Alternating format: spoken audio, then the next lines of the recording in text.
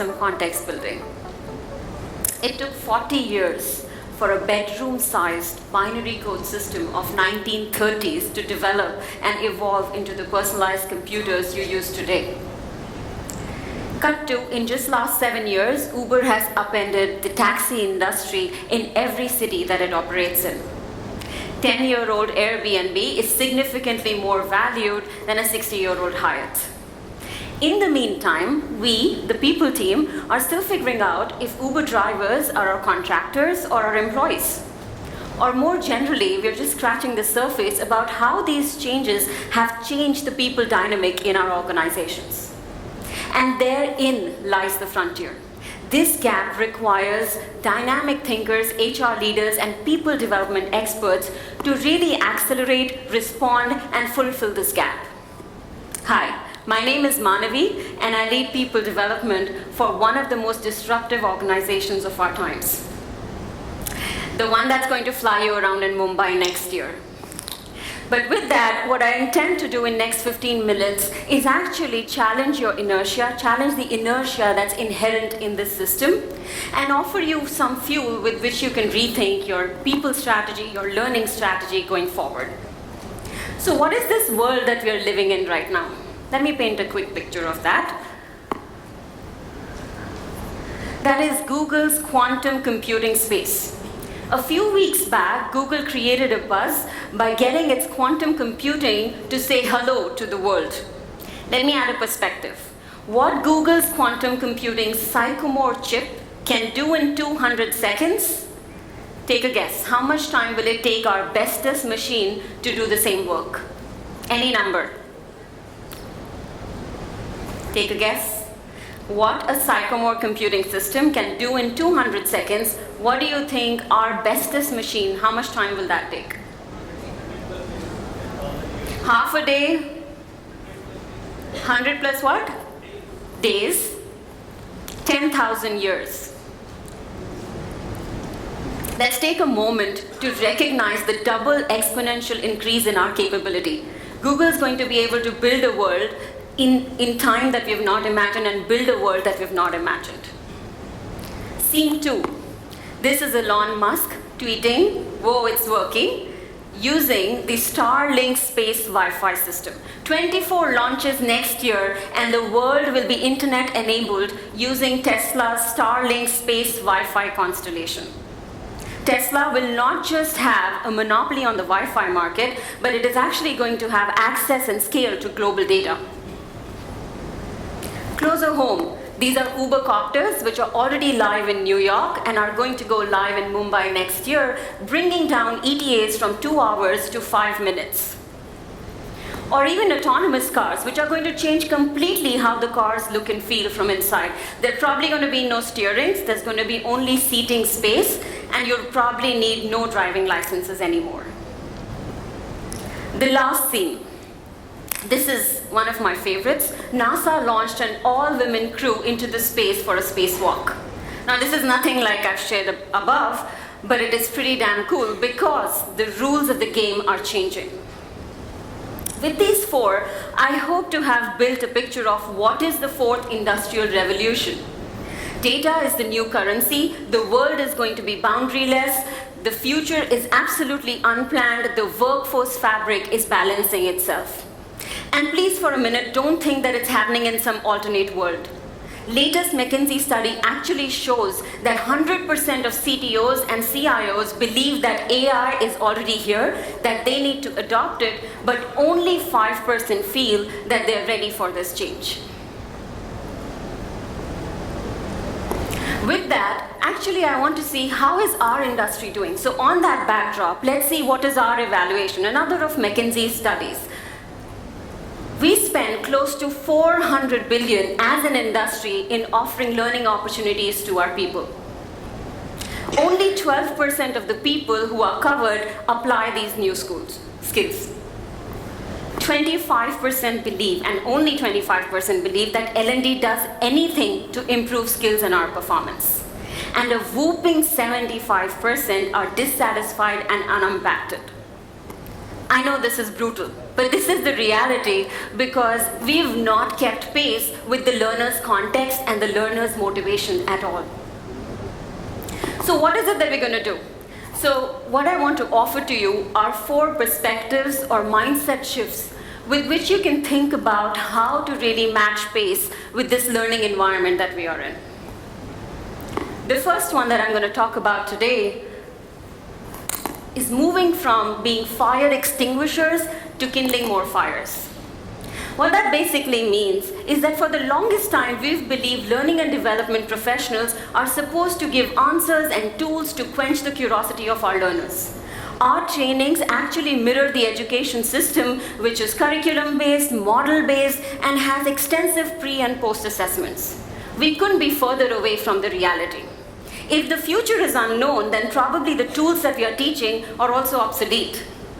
Our mandate is actually help people gain enough self-awareness so that they can create the tools. Our mandate is to ready the learners and not the learning. Let me take an example. At Uber, and one of the topics that's most taught is leadership development.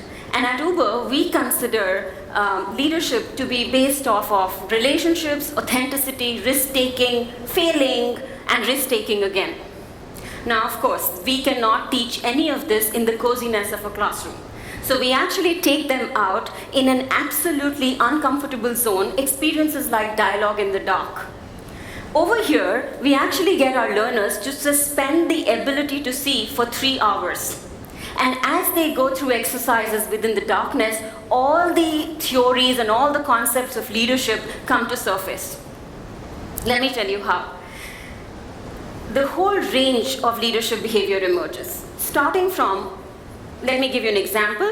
There's a leader who's in this dark space, leading their group, and is extremely communicative. So he's talking about how it is to experience the dark space, and as he's going through, he's being extremely communicative and saying 2 steps and turn to your right, bend down by 2 inches, turn your head to 70 degrees, extremely communicative. How do you think the group is liking this leader? Basically, there's too much information coming their way, they're overwhelmed, and they have very little to experience. This is almost like an accidental diminisher from the multipliers theory. On the other end of the spectrum is a leader in the same dark place, but because it's so stressing and it's creating a lot of anxiety, this person completely goes quiet. How do you think that's making the team feel? So the team is equally anxious because they don't know what's happening, and what they're hearing from this person is probably noises like ouch, oops, or a bam when the person hits somewhere. So if the leader is not telling you what's happening on the upper management, what's the future of the project, because they're stressed, they're anxious, and they go quiet when they're stressed and anxious, the team is equally stressed and anxious. As these learners come out of this space, they actually sit down with the dialogue in the dark faculty, which are differently abled, they're blind people, and they sit down with them to actually uncover the various realms of leadership. This simple experience brings to life leadership in its entirety and with an experience. Learning never happens in a safe space. It is always sitting outside the comfort zone. So go out there and make sure that there are more fires that you're kindling. The second of the 4 that I want to talk to you about today is moving away from learning calendars to learning organically. People learn when they have to. You must have heard of one of the psychologists called Edwin Locke, who spoke about feedback loops and its impact on actual behavior change. In our times, employees learn very uniform topics of L&D, and they learn it at L&D schedules and calendar, which has nothing or little relevance with their own jobs and roles. When you think about learning, and when you think about providing it to the learner, you have to provide it to them in the middle of their problem, when they're going through a difficult time, in the middle of the business scenario, in the middle of chaos. At Uber, we have spent a lot of our time and energy in readying the top layer of our organization as coaches. And we actually host them in a LinkedIn-like platform where each of the coaches' profile clearly mentions what they want to coach on, what are their experiences, and a learner or an employee who's in the middle of a problem can actually hit them up and say, hey, I would like a coaching moment with you. Coaching doesn't have to be a 6-month, 1-year thing. It can be just a moment, a 45-minute conversation, because the 10% or the 70% is not going to come to your rescue when you are inside a problem. It is going to be the wisdom of someone who's been there and done that that's going to help you. You know, as L&D professionals, the 70-20-10, I don't know if we use it very appropriately. We totally understand it. We absolutely overdo the 10%, but the 20 and the 70% is kind of unexplored. The 70% is so much more than stretch assignments. It is actually reverse mentoring, there is board shadowing, there is feedback loops. You can really experiment with the 70%. I really invite you to use the user-centric design approach to understand your learner and figure out how the 70-20-10 could be placed around them to make sure you use all of these very well. One of the other programs that we do at Uber is called Pathfinders. We really believe in moving our talent around. So some of our customer-facing employees aspire to sit into the ops-facing world. And what we do for them is we run a 3-month program where they go through skills of SQL, which are completely new to them, SQL or SQL. They go through management studies. They try and understand stakeholder management. They try and understand the business, the strategy. And these 3 months, right after that, we hold a recruitment gig. And we actually move people from these customer-facing roles into the business roles so that they can apply the knowledge immediately. Please don't take the learners out of their ecosystem. Bring learnings to them where they are. The third out of the 4th perspectives is to move away from express learning to brood learning. Let's move away from 2-day express learning. Anything learned over 2 days is lost in 6 days period. You may have heard of the spacing effect. Now, this effect actually demonstrates that if you periodically expose a learner to an information, the relationship to retention is much higher. So the studies shows that if you actually use spacing effect in how you design learning programs, then your learners are going to retain 80% of what's learned for next 60 days at least. That by itself shows to you that if we are going to embed learning into our system and make sure that our ecosystem and our culture is echoing the same concepts, the same thoughts, then learning is going to stay with the learner.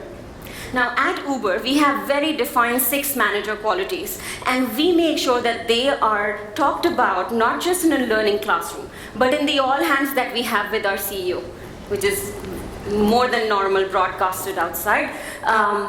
They are also repeated in manager conversations in our upward feedback survey. We talk about the same concepts throughout the whole ecosystem.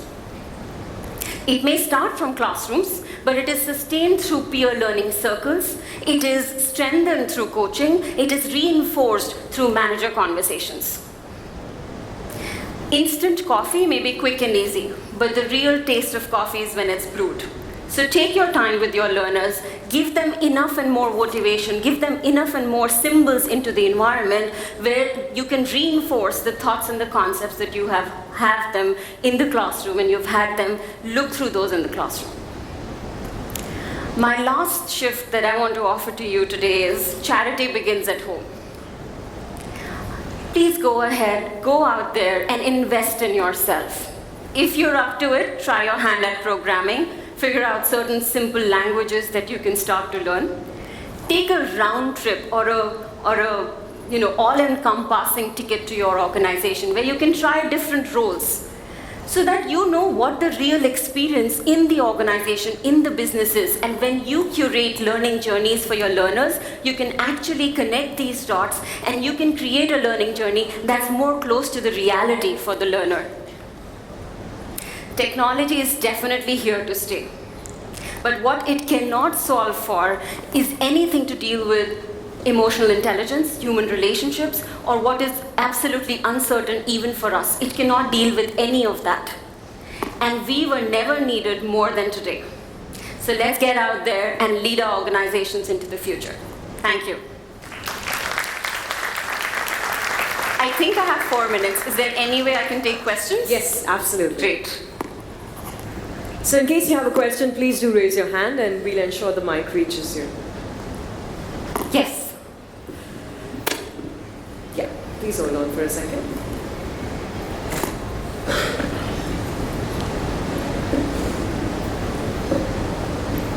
Thank you so much. It's a fantastic presentation. Thank My name you. is Sai. So we're saying about motivating employees and giving an organic way of learning.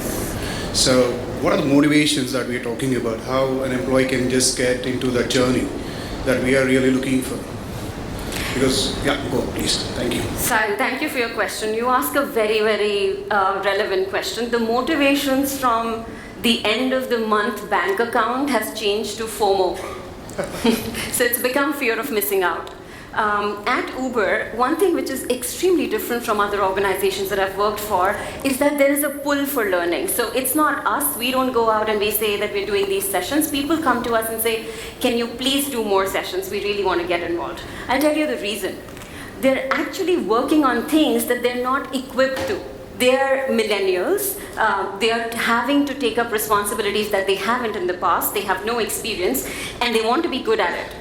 So I think the real motivation comes from the real work. If we are challenging them enough in their roles, then there will be a feeling of wanting to know more, wanting to learn more, and that whole thing of FOMO that really get them into the learning. I think the second thing is how you set the precedence as well.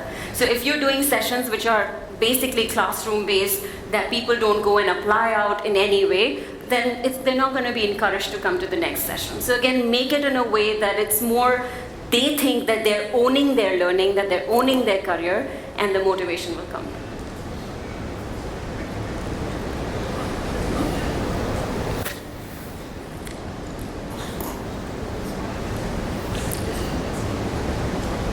I'm happy to answer maybe one more. Hi, Manavi. Can you hear me? I can. Sure. All you're right. Oh, okay. Yeah. You spoke about providing learning in the middle of a problem. Would that not curb innovation and creativity? So actually there is a threshold till which you want to keep the challenge, right? Beyond that threshold, the challenge will demotivate you. So I think the learners only look for learning when they've reached that threshold where no more that their ability to innovate or be creative is helping them. And one step further, they might just completely be demotivated. So I believe that they access learning or they will go and hit a coach on our platform only when they've tried everything. So I completely agree that we want to create a challenge, but at the same time be there just in case they're falling so that they're not demotivated. Thank you. Thank you everyone. It was great speaking with you all.